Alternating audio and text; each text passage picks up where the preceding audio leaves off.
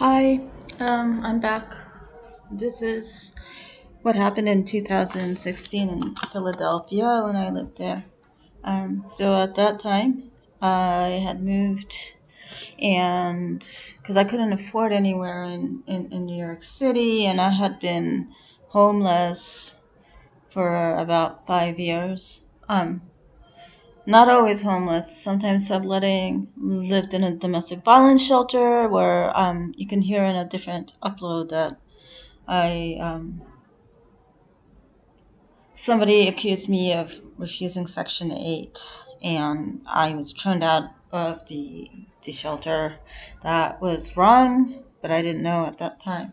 Anyways, so um, yeah, I lived in tents.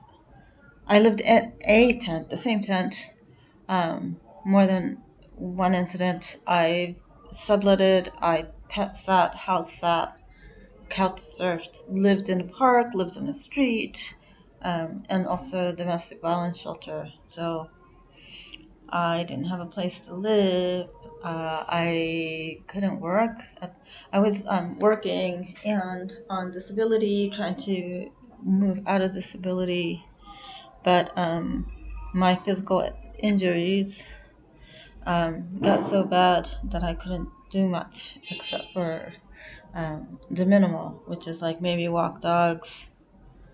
Um, yeah, my whole life was around pain and stretching and what I thought would help me, which is like self-myofascial releasing on balls and medical gaslighting. But so I'd been homeless for a while and I moved to Philadelphia.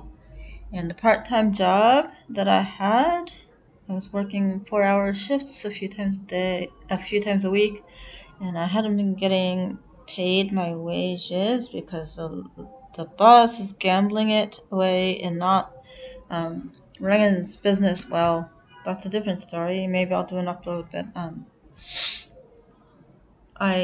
but like I couldn't open and close the roller gate to open and close his business. Um, to put a pole in a notch and pull it down, I couldn't do because of my injuries. So I moved to Philadelphia. I was injured, and I didn't have Medicaid because when I gave my address at the um, Medicaid and food stamp office in Philadelphia, I kept on being told that I'm put down as still working, and I said that I hadn't gotten paid, and I also left, and I'm not. And so they call the ex boss, and he refused to say that I don't live there. I don't work there anymore. So I stopped working for him. He stopped paying me a few months before I stopped working for him. He never gave me back that money. But anyways, he he refused to say that I don't work there anymore. Or maybe somebody else answered the phone. Or I don't know what happened. That place was a mess. So I was told about this free clinic called Philadelphia Fight John Bell Center. It used to be an LGBTQ clinic, but it's now just a free clinic. And they they took me in. They ran blood tests and whatever, and they took me as a patient when I got that stuff figured out, and I got Medicaid. So they started charging Medicaid, um, and with that they did all the blood work and everything. So they got paid, and they also assigned me a therapist. The therapist is named Lane DiFlavis, and I think the second or third session he started saying I need to get like really deep therapy for my pain, and I said I need medical attention for my pain.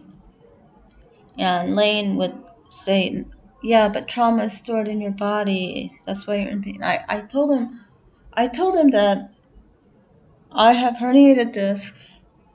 I have bone issues.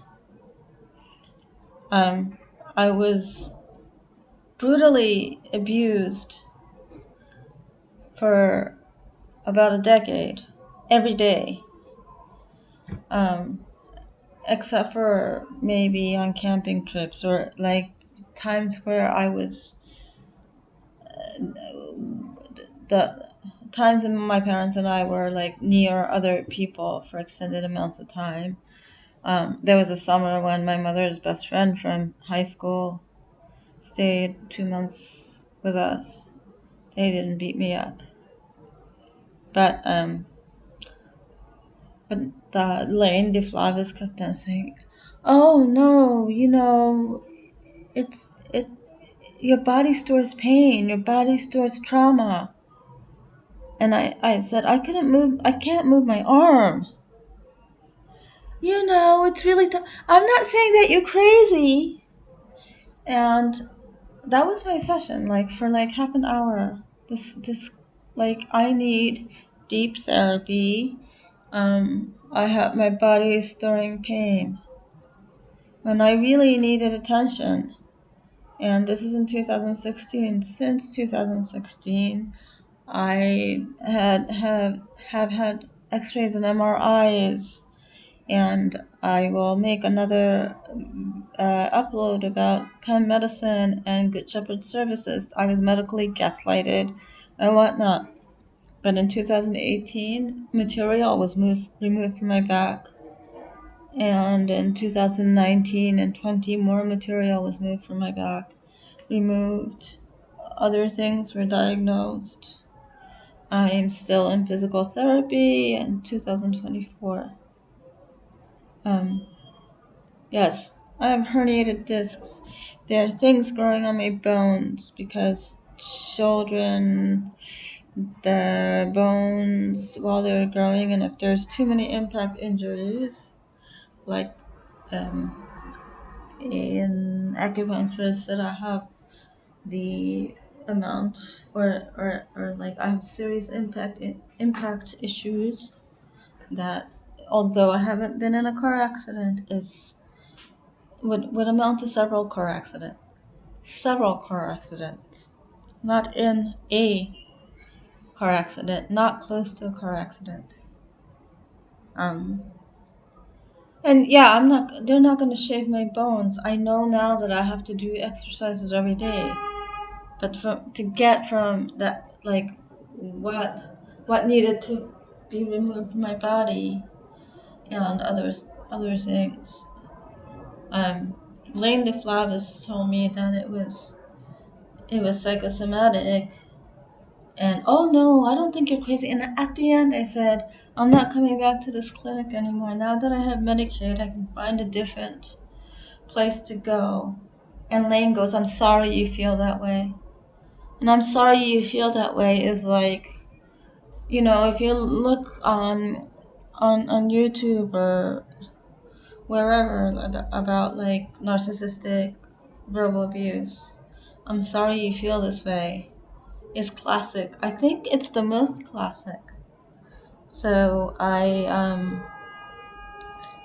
this is Lane DeFlavis, and this is Philadelphia Fight. This was almost 8 years ago, 7.5 years ago. I went there in December of 2016. I hope Philadelphia Fight has changed. I hope Lane DeFlavis isn't harming people like this so flippantly. But it doesn't matter if it was flippant or not, it's still harmful. Um, which in which quality um, this kind of it's not messaging, this kind of this misinformed diagnosis. These are people who are supposed to help people. These are people who have somewhat authority over patients who are going to a free clinic. Um, it's been 8 years. Hopefully he changed. Hopefully Philadelphia Fight has changed. Please leave any comments if you know what's going on with Philadelphia's Fight or with Lane DiFlavis these days. But this is the kind of thing that happens, and I want to loop back to people write down and people tell each other that people who need help refuse help. But this is what is packaged as help and given to us. Harm. We refuse. I refuse harm, and I hope you do too.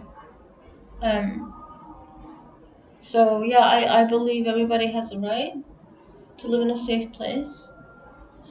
I also believe that nonprofits and free clinics shouldn't open so people could get verbally abused.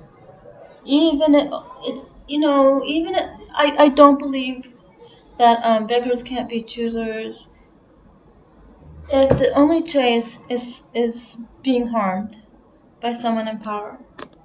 Thank you for listening. Please again comment below if you've had this kind of experience with Philadelphia Fight or Lane DiFlavis, or if you've had this kind of thing somewhere else, a free clinic, a public clinic, and I really hope the world gets better. That's why I put these up. I went through these experiences. I'm still alive. I'm still haven't given up, but these places should be exposed. Thank you for listening. Bye.